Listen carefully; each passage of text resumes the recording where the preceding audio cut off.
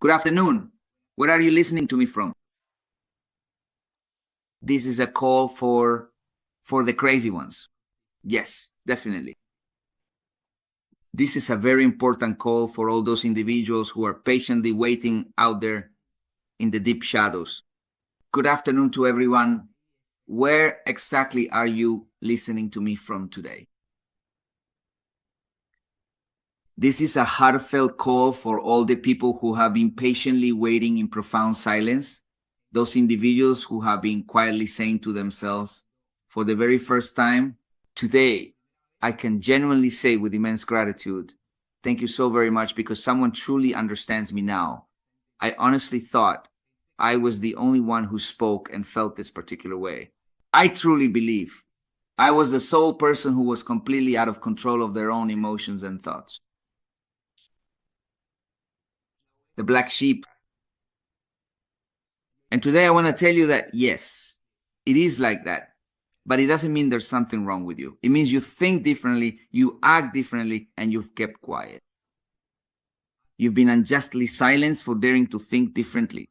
But this vibrant community, this powerful movement, truly gives you immense strength, genuinely gives you a guiding light, and ultimately makes you feel truly seen and acknowledged.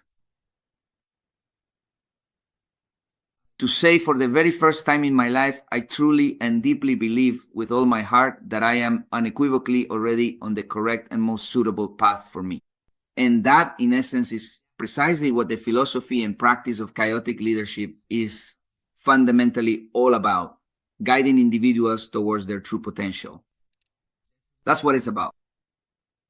Chaotic leadership with purpose is profoundly about truly activating those inherent, often untapped abilities within individuals and resolutely choosing to no longer silence that powerful, authentic voice that has perhaps been suppressed for far too long. Instead, it's about boldly declaring, now, for the very first time in this journey, I am unequivocally going to give you. I am going to entrust you with an absolutely crucial and pivotal leading role. I am going to grant you that significant and impactful part that so many times in the past I've regretfully said I simply couldn't give you, primarily because we were constantly concerned that we would inevitably be unfairly labeled, harshly judged, and potentially misunderstood by others. The fundamental goal of this particular chapter is to tell you a profound truth. You were not born to simply obey. You were truly born to ignite your own unique flame. You didn't come here to perform. You came to awaken. And today, drawing deeply from the very essence of those profound thinkers who completely and utterly broke away from the conventional path that society was then following, along with those remarkable people who still steadfastly hold on to these intrinsic and fundamental ideals that many well-known historical figures, and even those powerful individuals who today claim to control the entire world, still genuinely uphold. If you just truly learn it and diligently apply it to your everyday daily life, I can absolutely assure you, I absolutely and unequivocally assure you that in this particular chapter, you will undoubtedly see yourself as that previously neglected and overlooked soul. This is a call to those who have spent a long time acting. How many of you feel like you've been living your life acting? How many of you have smiled when what you really wanted was to tell the truth, but instead you gave a fake smile? Let me know, please let me know. How many of you have truly wanted to completely burn that script to the ground? And for sure, you haven't truly been able to do it because you genuinely wanted to, but rather because the entire world around you wanted you to see and present yourself in a manner that is entirely according to what has been conditioned and expected of you. Let's break that cycle together. Let's break it together. Since we were little, we've been taught that the world is objective, that reality is out there, and that you should keep your feet on the ground. Yes, to stop dreaming, to stop getting your hopes up. But what no one explained to you is that our mind is distorted by time, by perception, by value, and this gives you your identity.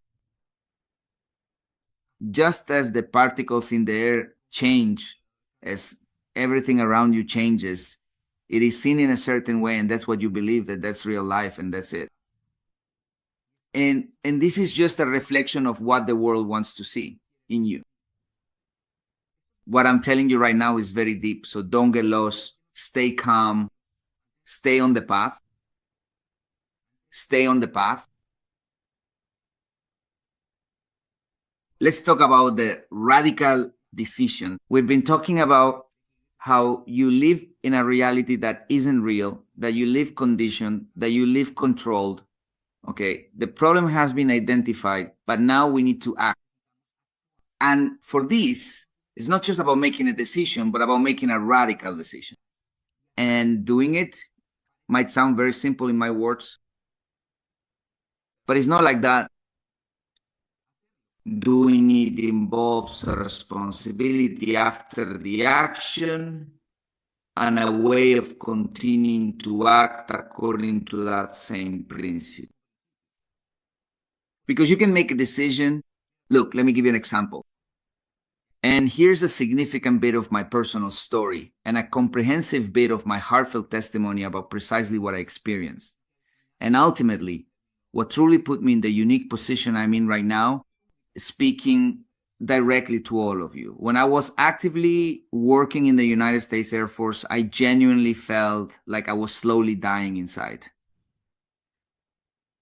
And later on, I realized that maybe I even fell into depression, but I hadn't noticed it because I was living the same day over and over again, going to work, sometimes working 12, 14 hours because I was in the military. So we knew what time we were going to start, but not what time we would finish. We could easily leave at 8 or 9 at night, 10 at night, even though we had started work at 7 in the morning, no problem. Because we had sworn an oath. We had said we would give our lives for our country, and that was that. And under those circumstances, there was a work life that was completely out of the ordinary, right? So up to that point, people will say, wow, that's exploitation, isn't it? And that's why, well, many of us, when we were working, would say, what's this about the schedule? What's this supposed to mean? Well, in that sense, we were conditioned to it. And when I truly started to fully realize that many months had gone by indeed, even several years where I was consistently doing the exact same thing over and over again, and I distinctly noticed there were other people who worked considerably less, who did well. We were originally hired for precisely the same job, but they demonstrably did much less work.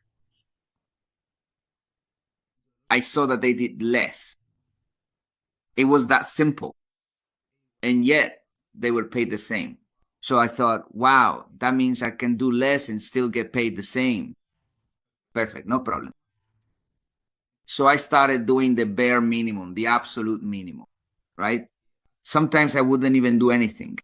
I would sneak away from work. I'd make up any excuse, but I wouldn't make the decision.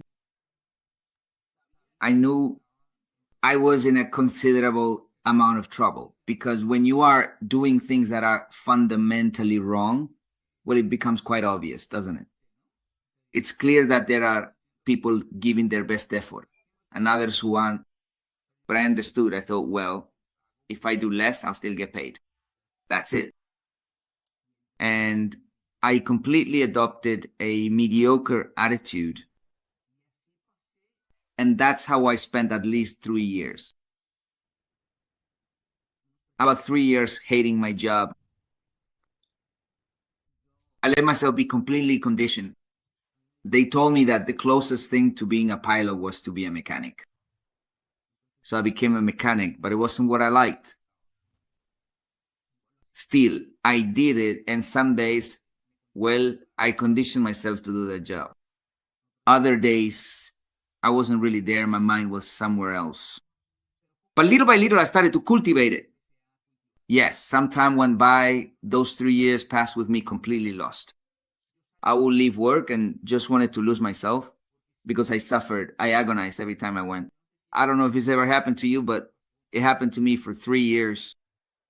I agonized every day. It was incredible. Now that I actually say it out loud, I truly was agonizing deeply because when I ultimately left that situation, I desperately wanted to completely lose my mind.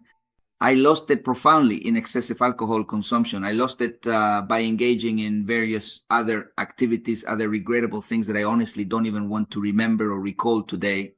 And I would then go back to my work, and I would consistently come back feeling utterly and completely lost. And sometimes in those moments of despair, I would earnestly ask God, and I would humbly say, "Oh God, why exactly am I truly here in this place? Because what is the fundamental reason or purpose for my existence? Get me out of here. I want to do something else." And of course, when I started to cultivate my mind, when I started to do it, I wanted to, but I was so deeply rooted and so tied to that reality. Yeah, I come from my dad is also in the military. He's a soldier, and well, the goal was to do what he did, and that was it. And to retire young, just like he did, and that was the goal. So it was very hard to break that chain. It was very difficult at that time. For me, it was very difficult. However, from all the information, from what I'm telling you today, let's see what it says here. Of course, it's hard, it's exhausting what you're saying, Johanna. Very true. It's taking that step into the abyss, right? Taking that step into something you know nothing about. But I was blessed because I think that more than being blessed, what really happened was I got a push, right? But I looked for that push myself. I got there on my own because the sum of my decisions, bad decisions, led me to a point where either I left or I was gonna have a lot of problems, a lot, you know, too many. And that's where the choice comes in. The choice is it's to kill what's possible, you know? And indecision kept me in prison for a long time. Yes, I'm going to go, but no, but I lose here. What if this? What if that? What if? Right? Because you start out and you see a possible and beautiful future, but you're not willing to go through the process where what you have to understand is that it's that very process that will lead you to become a better version of yourself, that will make you a better person, and you'll be able to have what you've always wanted. And it's about jumping, literally jumping without a map. What he says here is absolutely true. I mean, it's like jumping without a parachute and from there starting to create and to attract. So that's where the topic of vibration comes in. And I want to focus on this so that you understand the following. You have to listen to yourself. You need to pause, stop listening to external voices. It's not being right, but having certainty. Obey that inner voice, what it tells you, and beyond just obeying, act on it. What I'm doing with these chapters with you is training you, giving you the foundation, and giving you that willpower so you can make radical decisions. The power of a radical decision is that you don't look back, because Lot's wife in that moment looked back and was tragically turned into a pillar of salt, a stone. Don't try to look back at what could have been. Stop whipping yourself over the past. What happened, happened. As the great philosopher Daddy Yankee said, what happened, happened. You can't change it anymore. You can't change it anymore. It's that simple. And the future is already written for you. Don't drive yourself crazy over it.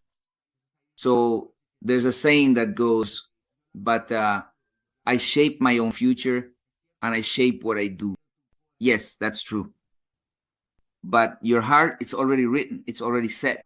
The path for you is already written. What you want is already there. The question is, when do you want it? No, I want it right now. Okay, when do you have to act? Now. And now, how do you have to act? Because I know you've been taking action. No, that's absolutely clear. You've been moving forward every day you wake up. Thank God. The question is how you've been doing it, at what frequency you do it. There are different frequencies. Have you heard? There are different frequencies. Frequencies are measured in megahertz. So there is a higher frequency and a lower frequency. There is a person who is almost in the same position as you, not exactly the same position in the universe, because you occupy a unique place, but let's say they're right next to you in the same conditions. When I say they're right next to you, I mean at the exact point, almost with the same goals, almost the same essence, the same personality, the same qualities, the same options, but one is vibrating at a higher frequency and the other is vibrating more softly. And how can I vibrate at a higher frequency? Live with intention, with intensity, live passionately. And that profound passion, where exactly does it truly come from? It stems from absolute clarity. When you are unequivocally clear about precisely what it is you genuinely want, when you are completely clear about what you deeply desire, when you really and truly start doing what you've always profoundly wanted to do, that's precisely when your entire vibration significantly rises. All the truly successful individuals you observe out there, those who have achieved great things, they consistently do what they genuinely love and are passionate about. They understood that you have to stop being ordinary and start doing extraordinary things. And doing extraordinary things means stopping thinking the way everyone else thinks. A truly radical decision is certainly not something entirely new.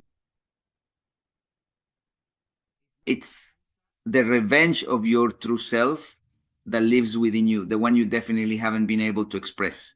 It detests order, because order is that cage that has kept you functional but completely shut down, and it decides to break out of the script. To choose is not to add more options. To choose is to burn the ships, is to kill off your possible possibilities. When you truly decide, versions of yourself die, and that hurts. And that's why we prefer indecision. And years go by, I swear to you, years go by. Life slips away. And when you realize it, a lot of time has passed and you can't get it back. It's no longer with the same strength, no longer with the same clarity. And it keeps fading more and more because you hold on to the fantasy that it could still be possible, but not anymore. And I'm not talking about the years. No, I'm talking about what you can do right now. Every single time you postpone a significant decision, what you are truly doing is actually losing your inherent authenticity. That person who sees Watan and feels right now what I'm saying protects their true essence. And to protect is to decide. There's a part of you that's waking up, and if you feel it right now, I want you to tell me. You say, yes, Juan, since I started the chapters, or yes, I understand, right? No, I don't want you to understand everything. And I don't want you to accept everything, because this is about listening to it again. This is about repeating it. Now I understand. And the end, it starts becoming your way of acting, which is basically what we want. So that when this information reaches you and you listen to it again and someone tells you again, then what happens? It goes from being irrational to making you a completely wise person. And we reach a point where purpose at first feels uncomfortable. It's not clear. It's not clear. And here, there's a lot of meaning in what I'm about to tell you next. Sometimes only the irrational is truly wise.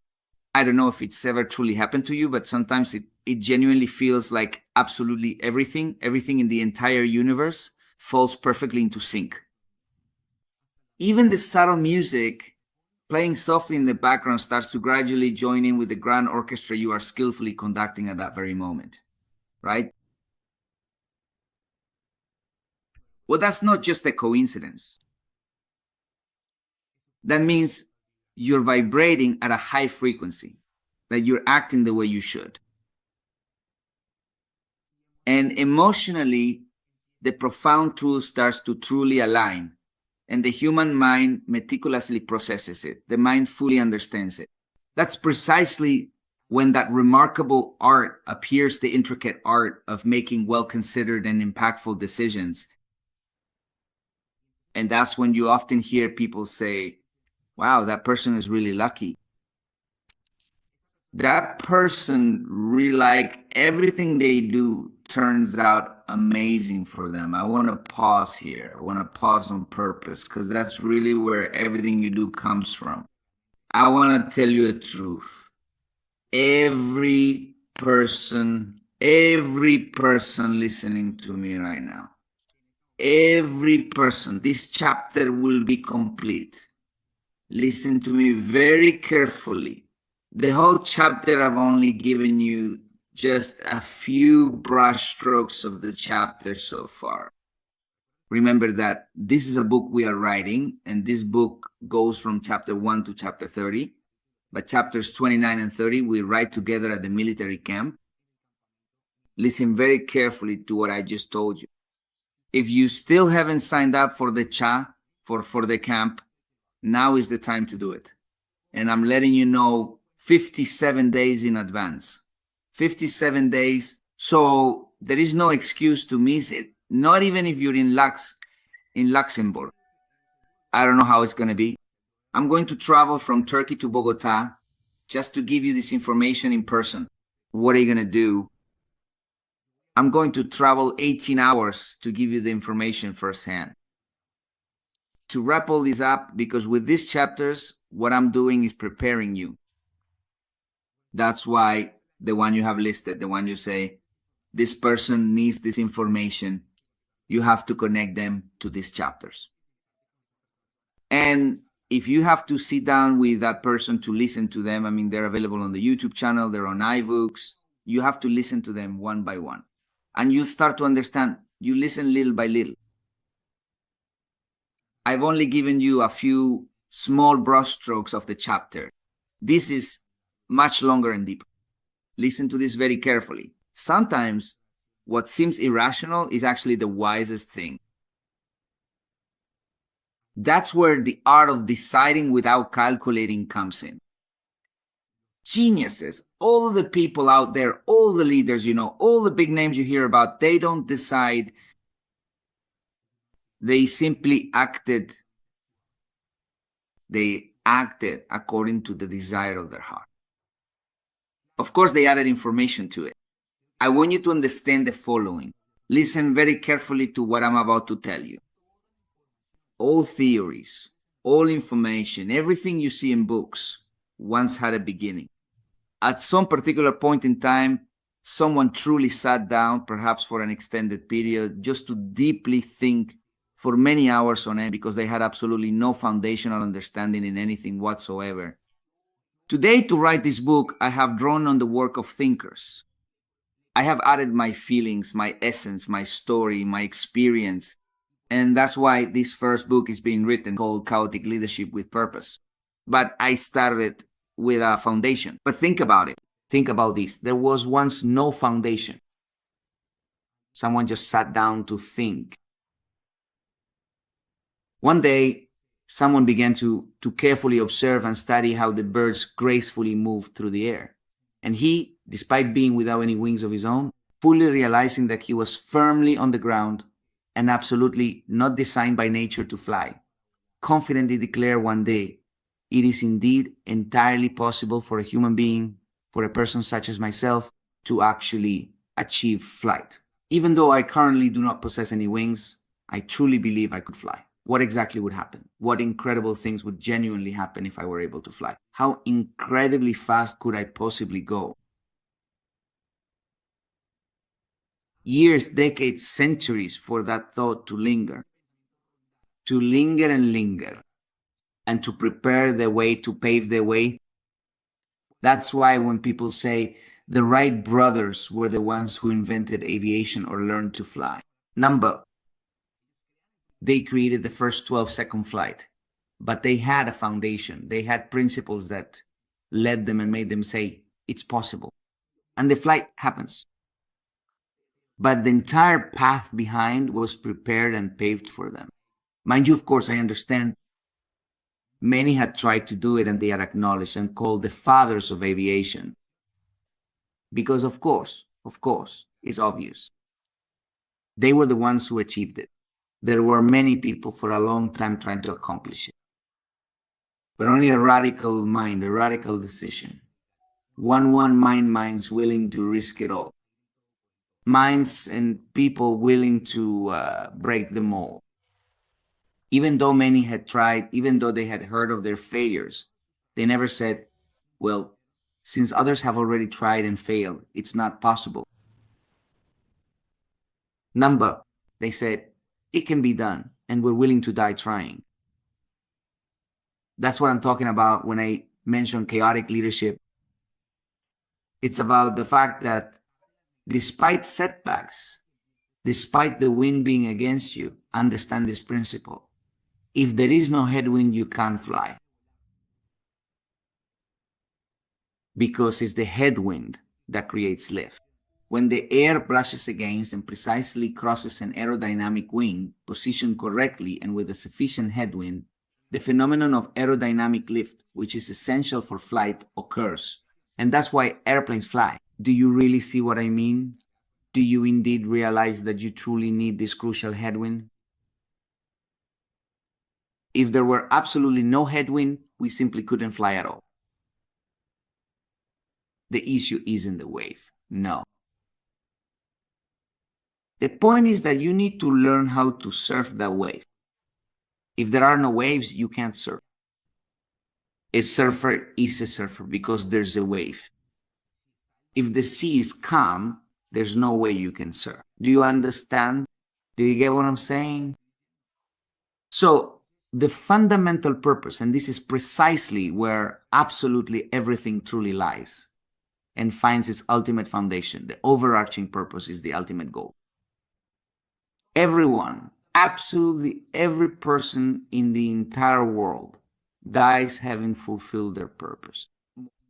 Wait a minute, Juan. What? Yes, just as you're hearing me. Every single person alive in the world, all of us die having fulfilled our purpose. The difference is that some are aware of it. So since they're aware, boom, they explode and get the most out of life. Those who aren't aware are also fulfilling their purpose. And when you die, your purpose has been fulfilled and you've completed the mission you were given. That's why I'm telling you not to stress or overthink things, because everything is already written. What do you mean, Juan? So you think we don't make our own choices? You think that what's meant for someone is meant for them. That's right. What's meant for you is meant for you. It's already written. What I can tell you is that it's no coincidence that we're here at this time, in this moment, you listening to me and me talking to you. It's not a coincidence. Everything has been shaped, and everything that's happened in your life has been to put you in this position. The significant difference truly lies in whether you are genuinely going to practically apply it or not. In whether you are going to truly let excuses continue to keep making your important decisions. The fundamental difference, therefore, lies in whether you are going to consciously choose to remain within the confines of a restrictive structure that inherently limits your potential, or if conversely, you are determined to continue acting in accordance with the lowest common denominator, thereby allowing your fleeting impulses to remain precisely that mere transient impulses rather than guiding principles for your life's direction. How many of you here have often wanted to do things but haven't because of conditioning? But if you want to, only if you truly desire it. This is the moment to act. This is the moment to make radical decisions. And what if you lose everything? And what if I go along with this crazy person who's telling me to stop worrying about what will happen because of my decisions? Because, of course, the principle of moving forward, in order to move forward, you have to leave something behind. Period. You can't move forward with everything. My daughter Noelia is like that. She wants to take everything with her. She wants to have everything close by, everything, all the toys, everything. She wants to carry it all everywhere. She doesn't want to leave anything behind.